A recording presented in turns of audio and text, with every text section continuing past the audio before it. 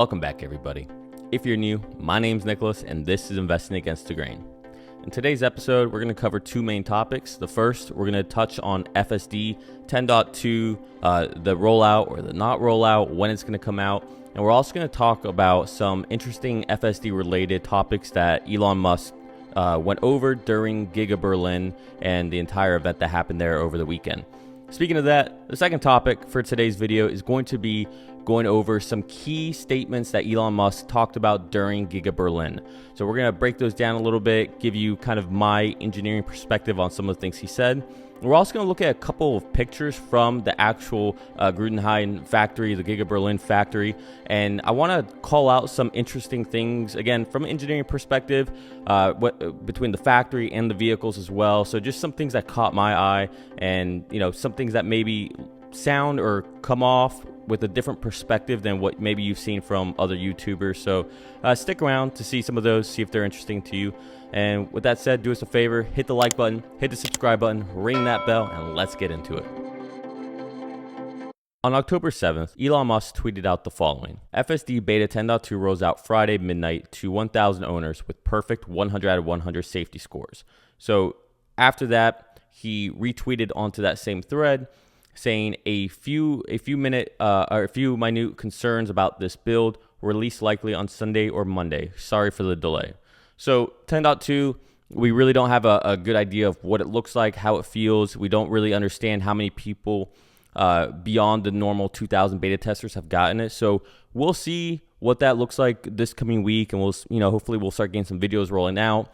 And it'll be interesting to see how many people actually got the FSD beta from the safety score, the 100 out of 100. And also something interesting to note, if we go 3, 4, 5 days with no issues with all of those new people added to the FSD beta program, we may start seeing scores of people with 99 start to roll out. Elon did talk about at a certain point, hopefully it'll roll out at 1,000 new users type clip rate. Who knows? Maybe by the end of this week we'll have 3, 4, 5,000 new FSD beta testers. So keep an eye out for that. That's pretty exciting, just to see the progress. I did mention that during the Giga Berlin event, when Elon was on stage, he did bring up someone asked a question about when will FSD come to Germany. Now, Elon addressed it, and I'll let you hear from him first before I kind of dissect what he said. Short answer, FSD, which will be beyond beta, I think. It's looking highly likely to be in Europe next year. Interesting comments by Elon, right? I thought so as well. So the whole idea of FSD should be beyond beta, in other words, he believes that FSD might be in a complete state, or at least I don't think FSD will ever be truly complete, right? Because at the end of the day, it's the march of nines. It's like anything in the world, you can always get better, and there's always some edge case of some scenario. No one ever guarantees 100% for anything.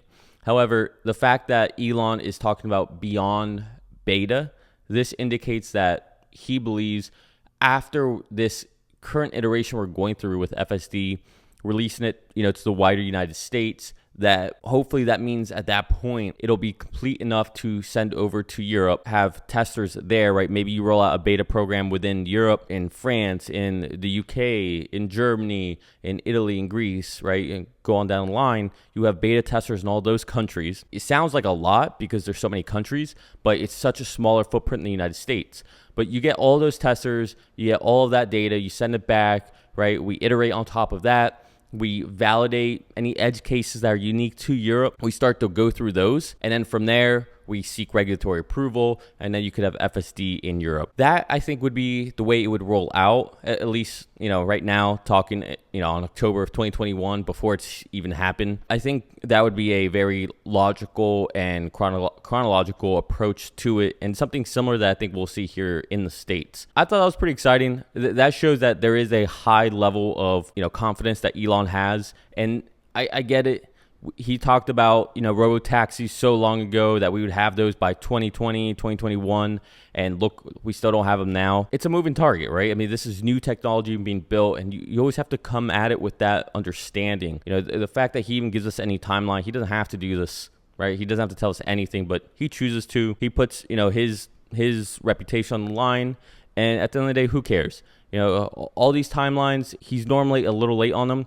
Everyone talks about Elon time, which apparently, they don't like that internally. With Elon time, it's kind of irrelevant in the bigger scheme of things because at the end of the day, he always delivers. Whether it's rockets landing, whether it's, reusable stages, whether it's the Model 3, the Model Y, FSD will be no different. At the end of the day, we all need to just trust in Elon. He will deliver. We're very close. We're in the last mile, last stretch, last few inches. We're almost there. FSD will be a reality, but we need to do it slow and appropriately. And he does, again, talk about that while he's up on stage. For the sake of keeping this video, somewhat condensed, I'm not going to play every single thing he said. Moving beyond full self-driving, let's talk about some of the interesting comments and statements from Elon while he was up on stage during this Giga Berlin event. Before I play a couple clips to show you what he actually said, so you don't have to believe me, right? You can see it from the actual source. He first gives us a quick hint or a teaser about future products to be coming out, and this was at the very beginning of his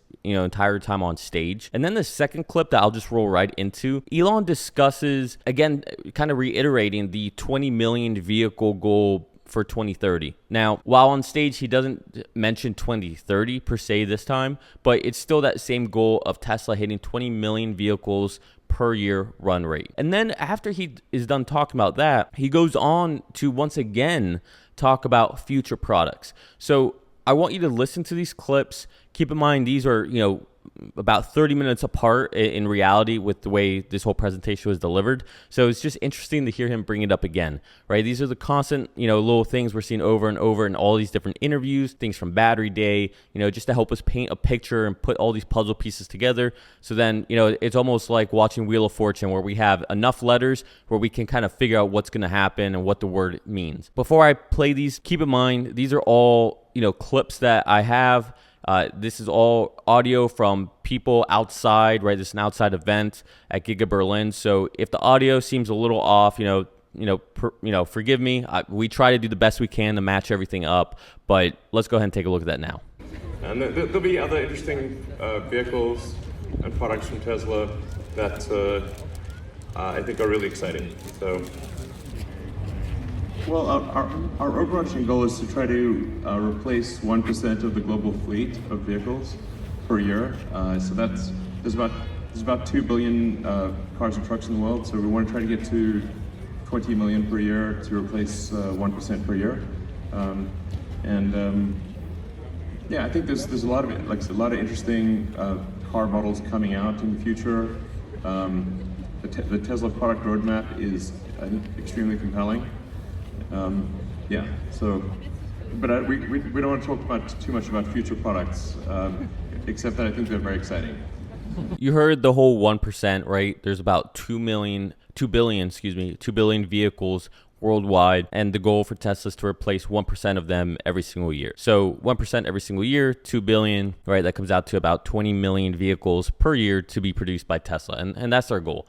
And so if that's their goal, and we know where they're at now, and we have an idea of what these factories can produce, it really helps us start to make our own models. With a lot of the stuff that I heard here, plus what we'll see with Q3 earnings, and add into that how this FSD beta rolls out, I do fully intend to redo a lot of my models, more so tweak and maybe add in robotaxi and things of that nature. I'll probably actually just add in FSD, and then I'll make a later down the road model where I add in robotaxis. Now that we're starting to release this to more beta testers, I'll have more confidence to start adding things like that into it. I really hesitate to make any of my predictions, my models based off things that are, a little too far into the future. With them rolling out FSD beta to more people, it gives me more confidence. So hopefully by the time Q3 earnings come out, we have a better idea of where the business is at. We'll have a better idea of margins, things of that nature. And then we'll also have a better idea of how 10.2 rolled out. We'll have an idea of how many users are added to this. I mean, we might be at like 6,000-7,000 new beta testers by then. And that would be massive, right? If that goes on and that goes swimmingly, I think then we can really have a high degree of confidence that this subscription model mainly will really start to take off. I would be very surprised if they continue to let people buy the FSD Beta or FSD package for 10K flat out. At that point, if it was me as a company, I would say just go purely subscription, even though I'm a person that hates subscriptions. But from a company perspective, it does make sense. More importantly, Elon talking about future products, a very compelling future roadmap. I am just beyond convinced that he's strictly talking about the battery day vehicle that was discussed, the $25,000 vehicle. I'm not going to call it Model 2 anymore. Elon has now in two different conferences, meetings, said there is no such thing as a Model 2. So that's out of my vocabulary from now on. But the battery day vehicle is what I'll call it. I do think that's what he's referring to. This, I think, is actively being worked on, and I think it's going to start off in China. Now, what I think this vehicle is, it's going to be what takes them from where they currently are to what we'll have as far as 20 million vehicles per year for that 1% of the global automobile market, to transition it to sustainable vehicles, battery-powered EVs, things of that nature. The reason I think that is because with the Model Y, Model 3, SX, Cybertruck, I don't think they'll ever get to enough volume of those. I don't think there are that many people that can afford that price range. However, you get a vehicle down to 25,000, down to 20,000, and it's a Tesla, TAM, your total addressable market just grows so huge, right? I mean, that's a big chunk of the entire Western world. That's a huge chunk of all of China. That grows your market. It's essentially exponential compared to what you currently have for an addressable market. What do I think it really will be? It's not so much just a vehicle. I think it'll be I heard Warren Redlick use the term a platform. I kind of agree with him. He talked about, having kind of a skateboard where you put like a bus or, a hatchback or other things on it. I don't think it's going to be that way.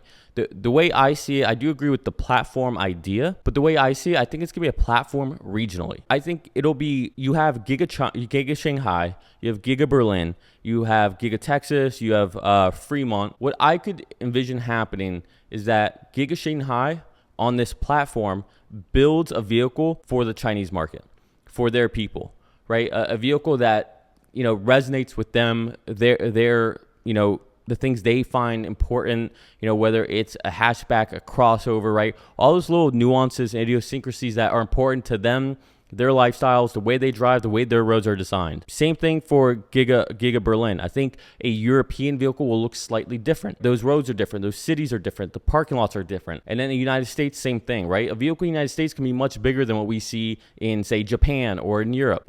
These are the things that I think this next level generation will be all about.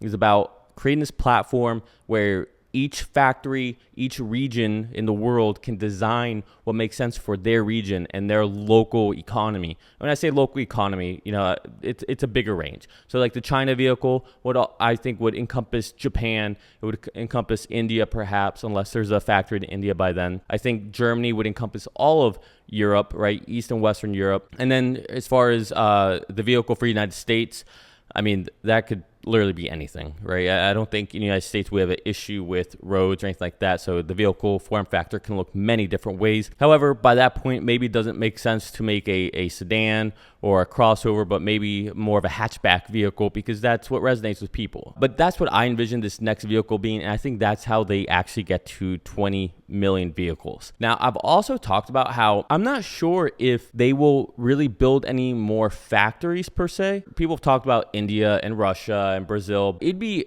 a interesting just thought process to think, what if they just expanded certain factories? Shanghai could be expanded, right? They could make another 2 factories probably in Shanghai or somewhere around China. In Austin, that could expand so much more. Right? There's so much land in Austin. It's not the cheapest at this point, but there's just so much growth that could happen in Austin. Now, Berlin, that's a little different. Berlin, keep in mind, Europe is a lot smaller of a country as a continent compared to just the United States as a country, to China as a country, right? So that continent is much smaller as a whole compared to these other countries where these other gigafactories are located. However, I still think Berlin could be expanded within the site there. I think Europe would be the only other continent where it could make sense to have a factory elsewhere. Maybe maybe you do something in Spain, or maybe you do something in the UK. I don't even know if Spain would make sense, but UK is a heavy shipping country, right? Something close to Southampton, right? Southampton is where a lot of the car carriers go in and out of. That's what these vehicles get transported on, roll on, roll off type ships. So going out of Southampton, you can go up to Antwerp, you could go to Germany, you could go to, many of these countries just via ship. So it would be a, decent place to go out of. But again, I don't know if the UK has, a lot of land mass. So who knows? I could see them just expanding more of the current footprint they have, rather than having to, recreate the whole wheel and whole other continents, new supply chains, all of those things.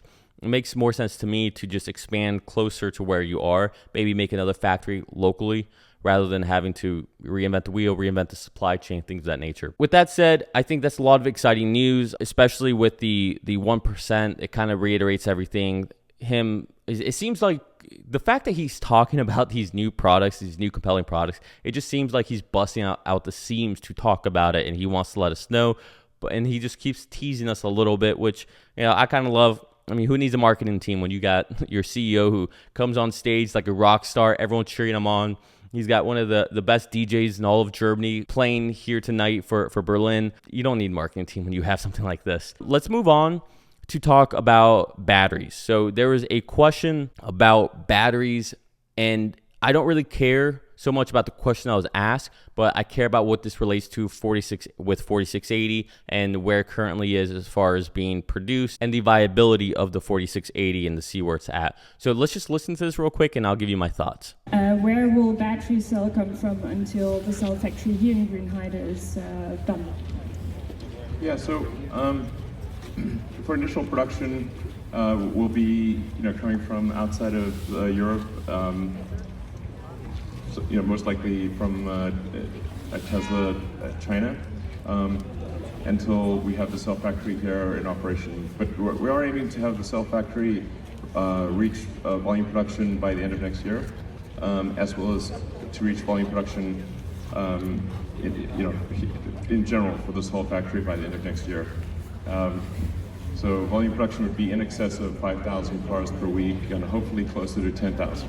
They plan to have the battery cell factory and the just Giga Berlin, the automobiles themselves, to be at full ramp, full capacity, full volume capacity by the end of 2022. And the way Elon, defines, volume capacity would be at a run rate of 5,000 to 10,000 vehicles per week. In other words, 250 to 500,000 vehicles per year. Now, with the discussion about the batteries, the fact that the batteries would be at full ramp, whatever that metric is, he didn't give like a gigawatt hour for what would quantify as full ramp for that, or full volume capacity. The fact that by the end of 2022, they think they would be there, that speaks volume, because keep in mind, it takes a long time to ramp anything up, especially new technology, new product in a new factory. 4680, new product, new technology. It's going to have a new process, and all this has to be done in a brand new factory that already has its own, kinks that's going to have, right? It takes a long time to get anything. A new factory, it's going to have bugs on top of bugs that they're going to have to, fix along the way until they get things smoothed out. I think it'd be fair to say it takes about 2 to 3 years for any kind of new construction, a new factory, a new building, a new ship, anything to really get smoothed out and working well, because things come up, right? As you go and you learn and you exercise the factory, the building, the ship, anything, you start to learn things, and then you fix things here and there, and then things kind of become a well-oiled machine. So with that said, the fact that the 4680 is anticipated to be in a full volume ramp by the end of 22, I think speaks volumes. And it also speaks volumes to where we are currently with 4680 viability. To me, it sounds like they're making extremely great progress over at the Cato facility. For those of you who don't know, that's the 10 gigawatt hour facility in California where they've been testing the 4680 and trying to find the appropriate way to, build these batteries at scale. It's not about the batteries themselves being viable, but it's about the manufacturing process being viable with as minimal amount of choke points as possible. If we have any choke points, that delays everything.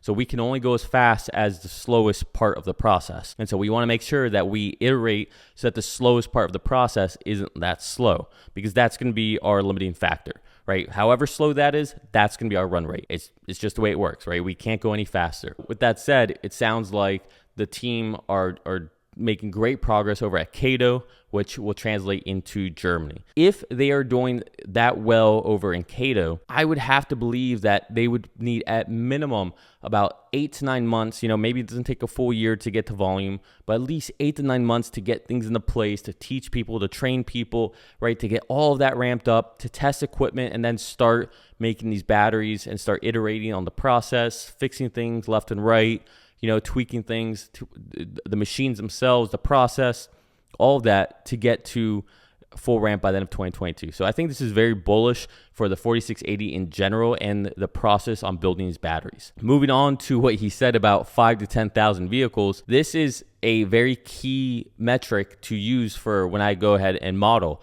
And the nice thing about this is, it's going to be very easy to model this. I can have a low and a high range there for what we can predict as a base case and a bullish case. And we can even switch this up too. We can say 250 is what we call like the bear case. By the end of 2022, 500K would be the bull case, and something in between for like just a base case. And we can just extrapolate that out. That's actually something I'm kind of excited to do. It's just fun to play with these numbers and make these charts. You probably think I have no life, but it's something that I enjoy. So that'll be fun to do. And we take that along with the Q3 results. We take that along with the FSD rollout, beta rollout to all these other users. And then we can really start to make, a model that, starts to feel a little more real and a little more nuanced with all this new data that we're inputting, especially coming out of Giga Berlin. It'll be interesting to see what we get from Giga Austin, see if there's an event like this, see if we get more information from Giga Austin, what that looks like. Because if that's even bigger than Giga Berlin or the same size, 2022 is going to be a massive year. And 2023 is going to be even a bigger year. So very excited about this. I won't talk anymore about numbers and what I think as far as deliveries and volume and production, all that, because I want to save those for my models. I have a lot of thoughts going on in my head, especially as I'm speaking right now. I'm trying not to say all these things out loud, but I've got some very exciting things I want to talk about, and it's just math, and the math doesn't lie, and that's what gets me really excited about Tesla right now, where we're at. I can't believe people aren't actually invested in Tesla right now. It's insane to me. They're literally about to just take a pipe wrench and just slam it on a fire hydrant, and the water's about to come out like a million liters a minute is what it feels like. Let's go on and take a look at some of these interesting tweets that came out and some pictures of Giga Berlin. And I want to break these down a little bit for you and just give my 2 cents of what I'm seeing here. I lied a little bit. I know I said that I wasn't going to talk about numbers anymore, but this is one tweet where I'll talk a little bit about numbers, and then we'll move on to a little more engineering and technical stuff. But this tweet came up where Tesla Facts said that Tesla says their Giga Berlin body line makes one new Model Y body every 45 seconds. That's up to 700,000 cars per year at peak capacity in phase 1 of Giga Berlin already. Above 600K per year, even with a 10% maintenance downtime. And here you can see just circled, I guess this was on they had these cardboard signs that gave some information, just placard stuff type things. And this was one of the ones that were screenshotted and obviously was tweeted. And then Elon Musk came over the top saying it will hopefully achieve sustained cycle time of 45 seconds at 75% uptime. Over an average week, that's 10K per week if run 24/7. So, I saw a lot of conversations about this, a lot of debates. The way I read this is that this is per line at a runway of 10,000 per line. With what we see here, 75% uptime, this takes into account, you'll see some people discounting it for 2 weeks for, maintenance or whatever. Like 75% uptime accounts for that. 25% downtime, maintenance, people on vacation, holidays, strikes, whatever happens in the world, we're assuming 25%. And in reality, I think 75% might be a little conservative. I think we should probably see more like 82, 83% for that number. That's neither here nor there. 75% keeps numbers nice and easy. At a 10,000 per week, 75% uptime, that gives us about 500,000 vehicles per year per line. Giga Berlin is slated to have 4 lines. From my understanding, what I've seen in the past, don't quote me on that. If you know otherwise, please comment down below. Let me know. I don't know everything. I appreciate any information that you guys have that keep me honest here. But assuming we have 4 lines at a rate of 500,000 per line, that's 2 million vehicles from Giga Berlin at a 75% uptime rate. That's massive. That's 2 million. Let's assume Texas is the same way, 2 million. We know during the a recent shareholder meeting, I believe it was, Elon Musk said that they want Fremont to increase by another 50%, which would bring it up to about 750,000. We know Shanghai has now exceeded Fremont, and we know Shanghai will be able to do more. It's more efficient than what Fremont can. So let's just add, we'll do 1 million and a quarter to Shanghai. That means that between Shanghai and Fremont, that's 2 million. Giga Berlin, 2 million. We have Giga Texas open, that's another 2 million. That's 6 million vehicles. 6 million vehicles, possibly. This might all start to really come to fruition by the end of 2023, right? By end of 2023, they really might be at this scale. Like, this is mind-blowing, all right? So, again, maybe now you get a little idea why I'm kind of really getting excited about the numbers. Because even if you discount that back and say, hey, let's cut that in half. Let's say it's only 3 million vehicles. Look at where we are right now, profitability and margins with just almost a run rate of 1 million. And we actually don't even know what that looks like, because that's really going to be Q3 numbers, right? We just know from Q2 numbers, which was at an even slower rate. It wasn't even at that million run rate. So these numbers are about to get really crazy. This is why I kind of get really excited. I mean, you can probably tell it's hard for me to hide the emotion, the excitement of it, but this is just unprecedented. And again, it's insane people aren't invested into Tesla. None of this is investment advice. I'm just an engineer giving my 2 cents. So take it with a grain of salt. But with that said, let's get into some more technical stuff. This is one of the pictures that came out of Giga Berlin event over the weekend. And what you see here is you can see the actual 4680 structural pack being represented here, and you can see it's a cutaway. This is very impressive, just to see it in general like this. It shows that Giga Berlin will be incorporating the structural pack, which is amazing. In this image, I believe these are 4680s to be represented here. I think we'll still be with the 2000 batteries. I don't think we'll be up into the 4000 yet. I think we'll eventually have to do a transition from the 2000 to the 4000 over time, whenever they're able to get things ramped up. I think Austin will start off with the 4680s, and then Cato will supply those initially, and then eventually Texas will make their own. And I think Giga Berlin, after things start to get ramped up a little bit from the battery, there'll be a transition from the 2000 series to these 4000 series batteries. But looking at this picture, what's absolutely amazing about this is, one, the idea of the structural pack, right? Just in general, it's genius.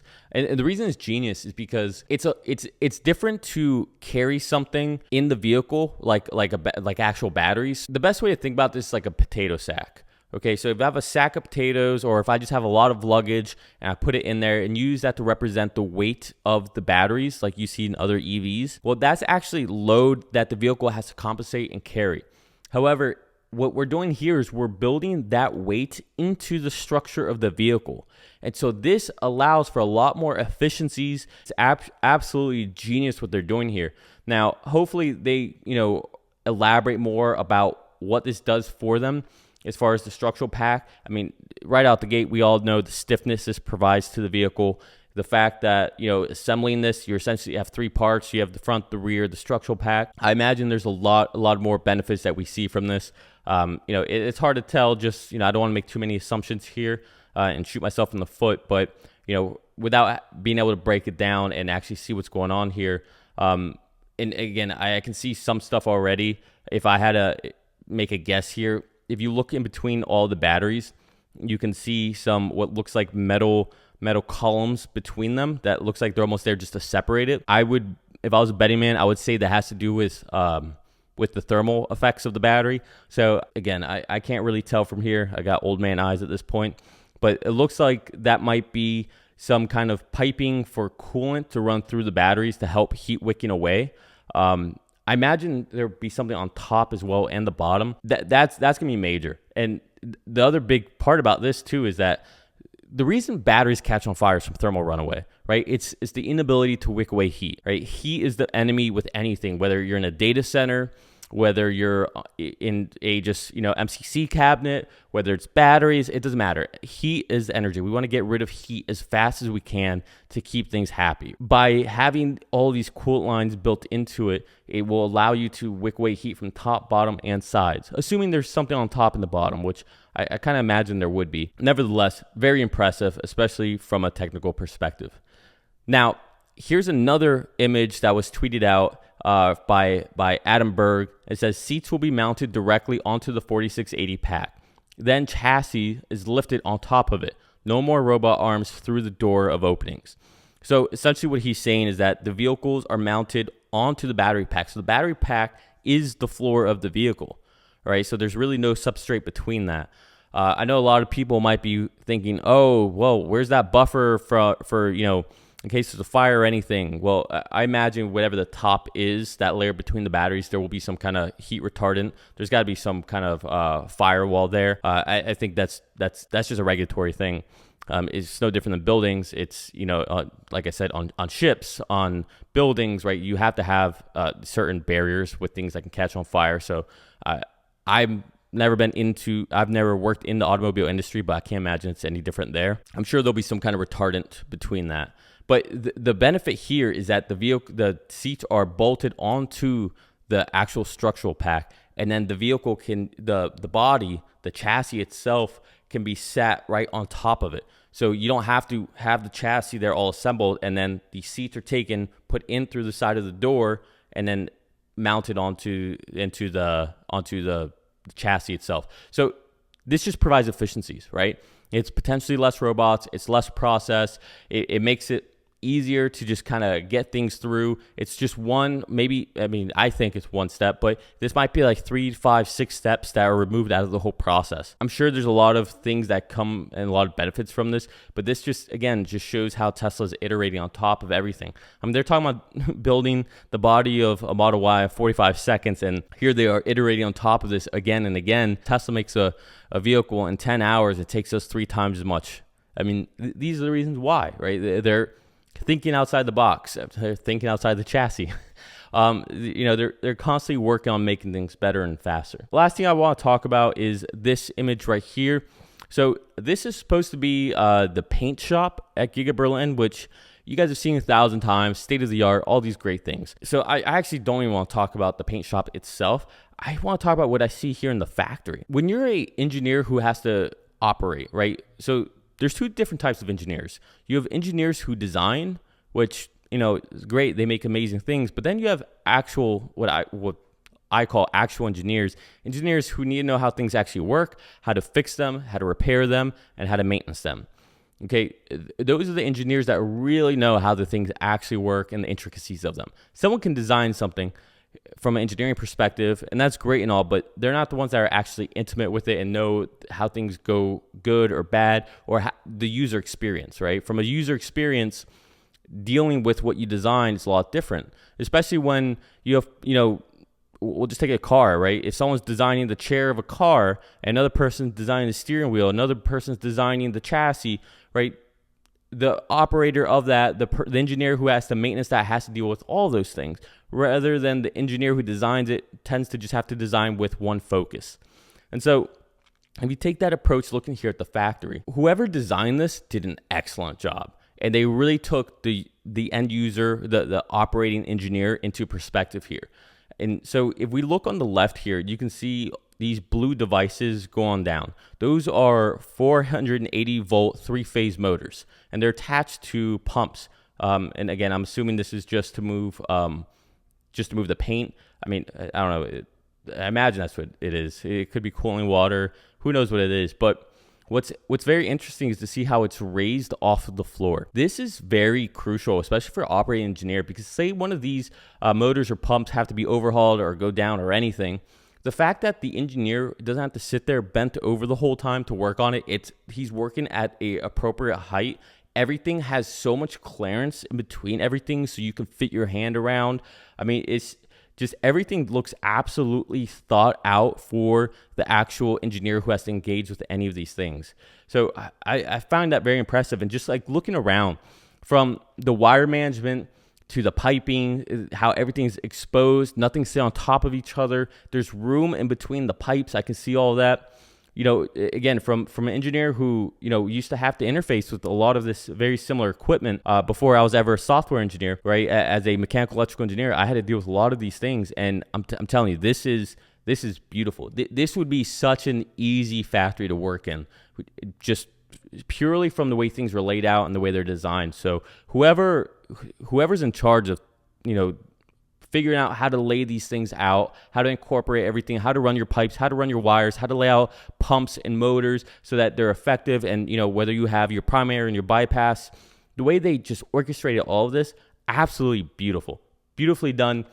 The engineers can be very happy to work here. I promise you that. Again, you can tell the things I'm passionate about here. It's the little things like this. And this, again, is why I think that Tesla is head and shoulders above the competition with their factories. It's the attention to these little details. I hope you enjoyed this episode. Hopefully it's a little bit of a different perspective from some of the other YouTubers you saw out there. Just want to give my 2 cents. Hopefully a little bit of my engineering background came out onto this. I appreciate your time. Thank you everybody for watching, especially if you stuck to the end. Hit the like button, hit the subscribe button, ring that bell. I love you all. Peace.